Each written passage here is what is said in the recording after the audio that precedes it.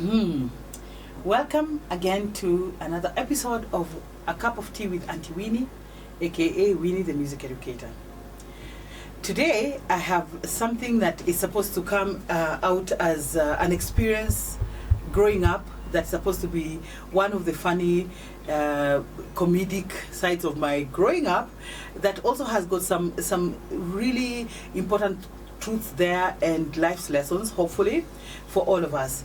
And this is for firstborns. If you're a firstborn, Ebu come, we gather behind the tent. Are you a firstborn? I'm a firstborn. And I'm a firstborn of 5 other siblings that I grew up with. And if you're a firstborn when I grew up, those days when you were young, then you can relate with maybe what I'm going to talk about today. That for me is fills me with a lot of nostalgia about growing up as children in the generation I come from. I was born in, and so there's some nice things about it and a lot of adventure. And honestly, I think there's no bond in the family. If you can relate with this, you're gonna comment about it and give your own side of the story and experiences, even for firstborns. Now, I'd really like to hear from firstborns, because I think when firstborns are brought in this world, okay, if you're a first child, and then eventually you end up having other siblings, things change very quickly. If your upbringing is anything like mine, I soon realized that I'm not going to be my mommy's baby for a long time.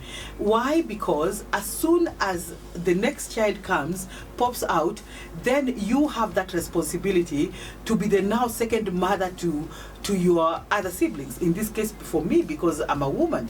But I don't know about the boy child. I will speak for myself. Being a firstborn in a family where we were 6 children, and how it was growing up. And I remember so many times I would look at myself and wonder, when am I ever going to be a baby again? When am I going to be a child to play again? And some interesting events happened, that made me wonder about a lot of things in life. But at the same time, now looking back, I laugh about them. And one of the things that has always been mind-boggling for me is how firstborns just have the responsibility to take care of the rest of the flock. And some things are not actually fair during my time, because we used to be caned when you know what caning is? I'm sure some of you in this generation, the Gen Zs and below, you don't know what caning is, because we were caned thoroughly by our parents, especially our moms those days. Those women were militant, but they did it out of love, because that is how they could discipline. You can imagine they could discipline the children. The firstborn, the age gaps were not that wide. So what happened is that you reach a certain age, and everything that your other siblings do, the back falls with you. So a lot of times my siblings, and don't deny, you guys, I'm sure you'll be watching, you used to do your own funny things, and you used to do your own messes, and then now you put it on me so that I can carry the load for you and the punishments for you. And it was so funny, because if something went wrong in the house, and a lot of times, because we have so many children, you know how children can be. I mean, I'm a teacher and I teach young kids. Sometimes it's a nightmare. You find some naughty kids in the class who will do naughty things, and then because they know there are so many of them, you won't be able to pick up on them. And when you start asking questions, none of them wants to say who did the naughty thing they did. And that was the same thing growing up in a house with 5 other siblings. So something would go wrong, and I had no clue, like literally. I mean, seriously, I was just a child also, yeah? And then mom comes with a cane, now to start asking, who poured the sugar? Okay, it was not poured. Somebody licked it. And those days the budgets were so tight. You had this 1 kilogram of sugar that had to stretch like a whole month. And you're 8 in the family, including the parents. So your mom is coming there. She's so my mom, God rest her dear soul, she was wonderful, but she was a serious disciplinarian. I mean, she was a teacher, and those days those teachers were worse than the policemen and women. So you see your mom from far and you run away fast, because if something has gone wrong, you are not sure how she's gonna come on to you. And so she'll come and ask, who poured the sugar? And I'm looking around you there in the sitting room, maybe doing some activity or doing homework, and I'm thinking, who sugar? What? I have not even touched sugar. I have not even taken my tea, and some naughty sibling of mine somewhere went and perhaps poured the sugar by mistake, or they licked it. And then guess who is given the first beating? Because I have no clue, and I don't know why parents used to do this. Just because I'm a firstborn, I didn't know everything. I didn't have eyes everywhere. I was minding my own business. And you're the first person who that stick lands on you first. Oh my goodness. Chaos. Everybody else is running around. You're beaten first because you did not see the person who took the sugar. Hey, hello. Anyway, firstborns. So you know these manenos, these things that happen to us, yeah? And a lot of times we would be very bitter with our siblings because after all that, so you're all beaten and you're told you're going to take tea without sugar for a whole week. And you had no clue who took the sugar. Anyway, that's just the first of so many other things. But I will tell you, one story that remains in my mind until today is that there's a time I remember very vividly, and this was something nice. This was an adventure at the time. When I look back at it, it was really an adventure, because I remember we used to love to visit one of my uncle's family, my mom's elder brother. There were those uncles who were like upper class, and their home was beautiful and all that compared to at least mine. And so we used to have these occasional Saturdays. Those days we didn't have a lot of, if we were to visit one another, we would walk. We were young people. I think at the time I was about 13 or 14, and now with my 5 siblings, we were supposed to go and visit this uncle's family. We really liked where they used to live. It was nice. And then I had my big cousin there, my elder cousin there, who used to make very good chapos. He inspired me to make the best chapos in the world. You guys should try out my chapos. Like, they are the chapos. You eat that chapo, you can pay the highest price for it. And this cousin, these chapos were to die for. I was always looking forward for the Saturdays when we would be sent to go and visit them. And so the way the routine went, that was a treat by our mom, so that, okay, I'm sure now looking back, I'm thinking she was using that as a strategy also to take a break. We were 6 kids, like seriously, that was a lot to do, having to feed us, clean us up and organize us every day. So when we had to go and visit an uncle or an auntie or some relative somewhere, that was a nice retreat for the mothers especially, and then also for the children. It was an adventure. And I remember this particular uncle and auntie, they lived in a place which was pretty far. Right now, I can't even imagine how we did those things. Oh my, I wish I could be a child again. Like, we had to walk to and fro at least not less than 12 kilometers. Like, it was a long journey. So we'd come from the estate where we were living and walk through what you call a settlement of these settlements where you have many homes that are for low earning earners, yeah, or rather low income people. So you would find that these are the homes that were not really nice looking, so it was like a village sort of. So we'd have to walk through that village, and then there was a river before now you went to this other side where there was a posh estate, and even now I think that still exists. We have just alongside the posh estates, we have the other side of the world, you see, which I always find very interesting, that you can have a very rich very rich side, and then a very poor side where people are living back to back and everyone is minding their own business. But a lot of times you won't find that, like, the rich guys trying to cross on the other side because it was deemed to be not safe. It's always deemed not to be so safe. So that is how how we used to do this journey. So we'd have to cross through this village, or this settlement, I'd like to call it, and then we have 6 kids, and I'm the firstborn. And you can imagine, with all my other siblings, now we are holding hands, yeah, crossing. But it's amazing because also I'm just thinking the world was so safe then. There was that level of security where your parents would let you go. I was 14, and now then the age difference between myself and the other siblings was about between 1.5 to 9 years. That's big. But at the same time, you can imagine you're walking, all of you. You've been given this, your mom has packed for you some small snacks to eat along the way, and you've got to cross over. At some point, you've got to cross over a river to the other side, so now you can go to this beautiful estate where your relatives stay, your uncle, auntie, and your cousins. And we were always looking forward. We knew if we were going to go there, we were going to be cooked for the best chapels. Mind you, guys, when I grew up at that time, we didn't have telephones. We didn't have, maybe they did have a house phone, but we didn't have a house phone. So there was no way, and we didn't have these gadgets that are now the phones that hand phones that you can use.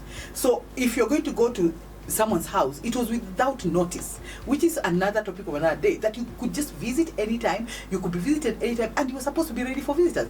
I don't remember a time when we went to visit there, for example, and my auntie would feel intimidated, like, all you children are coming to this house, you didn't give me notice, and I have to cook for all of you, entertain all of you. There was nothing like that. But of course, what also used to happen those days is that if you go visit in a home like that, you had to sort of like be part and parcel of your stay there.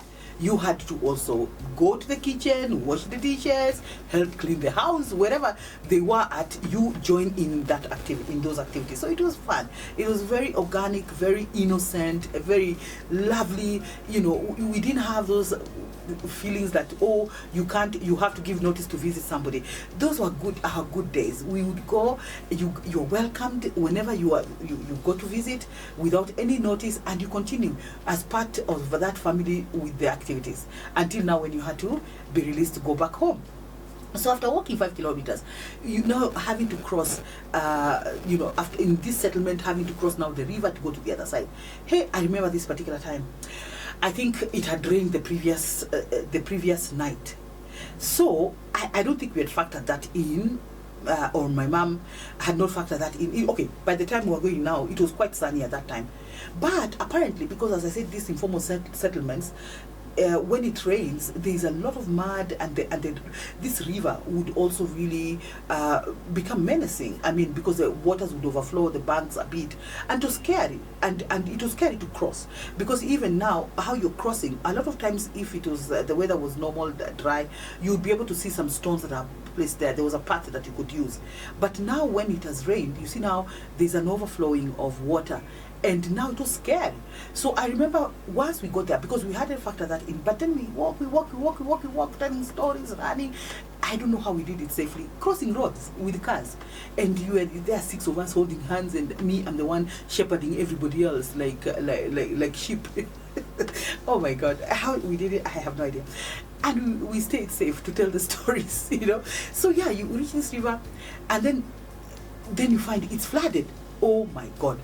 And me, I think that's where my phobia started, because I never saw something like that before. I don't, innocent as a child, you just know you find a place the way you found it. You've always seen it like that, and I don't know why this particular time it was flooded, or something just happened. Maybe erosion, who knows? Because now with a lot of people using the same resource and all that, erosion must have happened. And we couldn't find the stones. Actually, in fact, at some point I panicked, because I said, oh my God. So I told my siblings, where are we? Are we lost? Because we had done this journey quite a number of times to the other side. And it was so scary. So me, I froze. I was the firstborn, I froze. And I said, we are not going. I think we need to turn back. I'm not going to cross this river. I can see the waters going. And I think it just magnified in my mind that it was too much water, and I couldn't see the stones where we could step and go over. Was there a bridge? I can't even remember if there was obviously there was a bridge, but I think it was looking rickety, or looking like the water has come on top of it. I don't know. But that day it was really, really scary. So I just told them, I don't think we can do this. Hey, but then I have this, these younger siblings who want to prove to you. First of all, he's a boy. I love him so much. My cousin, we grew up together. He knows himself when he watches this. Well, this guy, he's so daring. He was so tiny. I mean, we have a big age difference. And here I am, a 14-year-old, thinking, we can't cross that. It's not safe. And this small boy, I think he was about 6. I think so. He'll remind me if I'm wrong. But he said, no, you know what? We can do it. We can do it. We just hold hands and make like a bridge.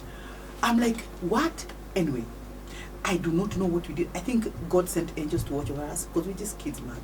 He had to save our lives. It was not our time up in this world, clearly, because we survived this. But me, I remember that one. That one was scary. We actually crossed that river. Eventually, I was, wow. My heart was just like this. But we crossed over and went to the other side. but we were drenched because you see now it was really muddy. We had to step into the water. That was scary. If my dear mom in heaven would have known that, you'd never have sent us again. But those were different days for us. That was an adventure right there. No one else to watch over us. We just did things. We just would. If you found an adult, maybe we got some people who came to help, but I don't remember. I just remember us as 6 kids crossing over. This small cousin of mine decided he's gonna be the one taking charge and showed us how we're gonna navigate the whole place. Imagine we crossed, and it was amazing. And when we reached my auntie's place, thank God I got my dear uncle also. He's now an angel. And I told uncle, I don't think we can go back. You just have to take us home. So he was so agreeable. Those days our parents were so harsh. We didn't have that liberty to talk to like older people, our parents, so to speak, the way we wanted. Even this uncle was scary. That was my mom's brother, and he was so harsh. But I had to summon my whole strength and say, "Oh, uncle, I'm so sorry, but this happened, and I think you need to take us home." But it was that adventure just showed me how, when you grow up with just that whole thing of teamwork, I think it started then, because I grew up with many siblings, and we grew up, I think I've said in another episode, minimal resources, and we treasured everything that we had together.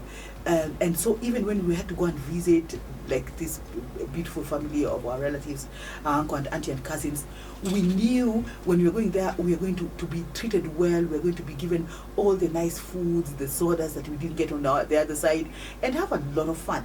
And because we were children, we quickly forgot actually that we had just come from a danger zone and survived through it. But we managed to cross the other side. We had a good time, and then uncle took us home. And I don't even remember what happened after that, but I just remember I did suffer some panic attacks for a while. Again, these are things that were in private. I never got to like even tell my mom what happened. You go home, you're even forgotten because you've been given goodies from the other side to take back home. So it was good.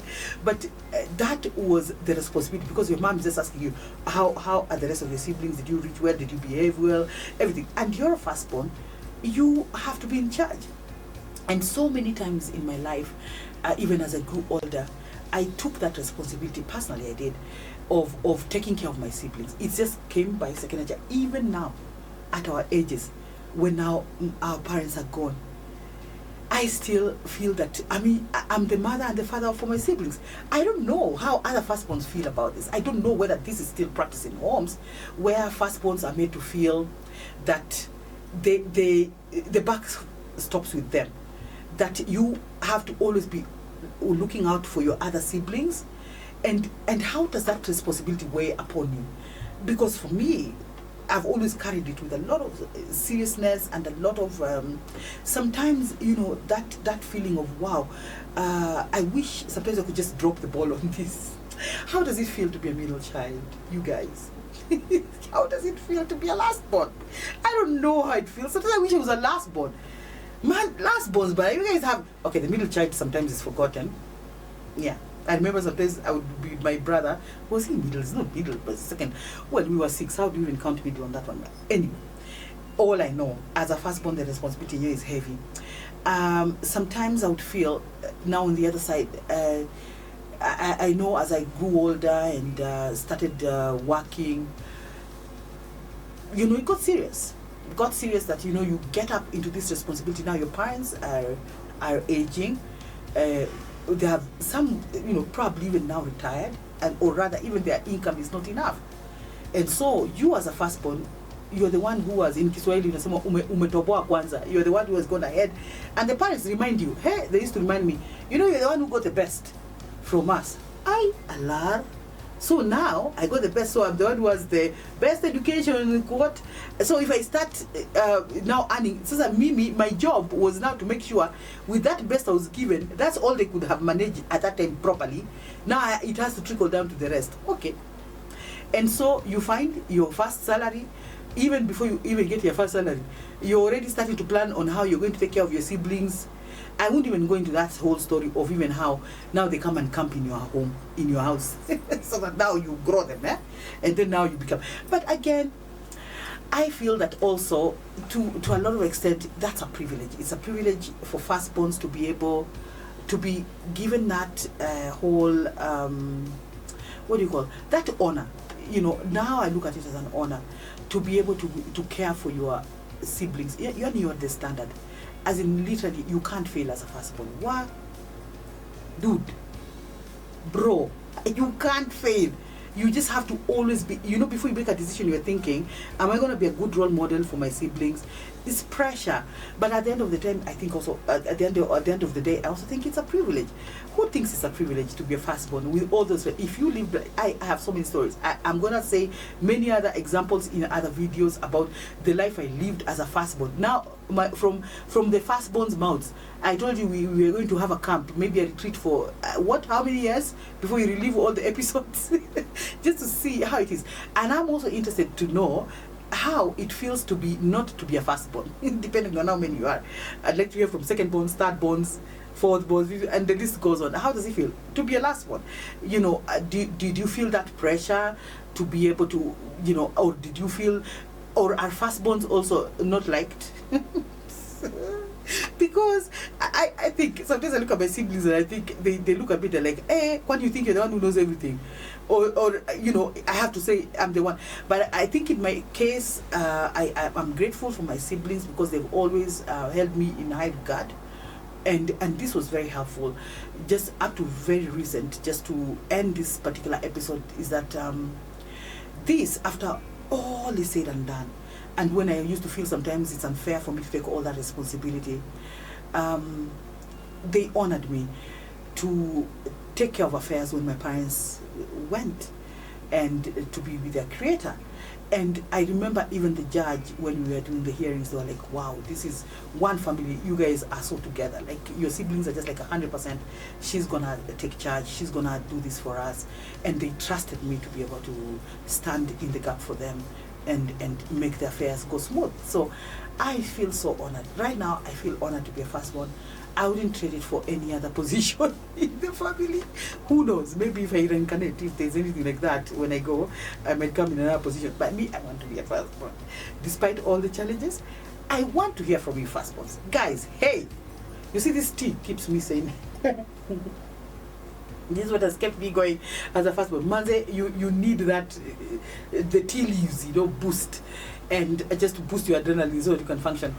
But anyway, I'd like to hear from you guys, wherever you are from, whichever generation, where you're listening. If you like this video and you think you can relate and be able to add some value to it, please feel free to comment. I'd like to hear how upbringing is nowadays. Are firstborns charged with the same responsibilities in homes now? I have 2 children. My daughter who is almost turning 18, my son who is almost turning 15. And sometimes I've had that pressure from, I've had some inkling. There are 2, so it's not so bad. But at the end of the day, I realize that my daughter feels in charge of the brother. A lot of times, I remember before she transitioned into her A levels, when now she decided to go to a boarding school, she said, one time she said, Mom, I don't know what she was having a headache, this constant headaches. And then I'm like, why are you having headaches? I mean, you should be okay. And then she said, Mom, sometimes I worry about, so she was telling me, I worry about my brother.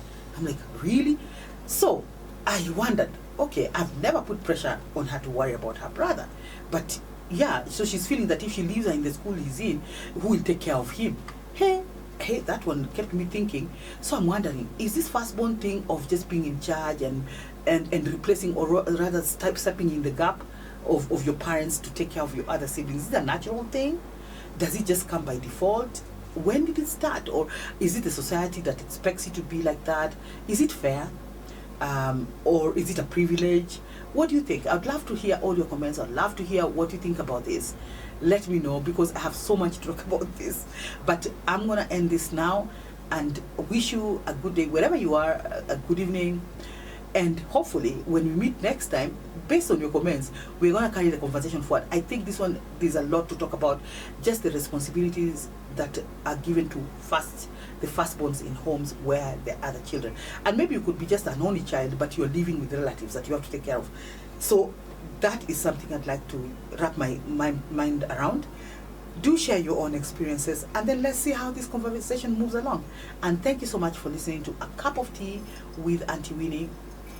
Today I have had the privilege of being hosted by Juke Joint Studios, and you check them out their website and what they do, and hoping to see you soon, sooner than later. So I sign out with saying, have a good day.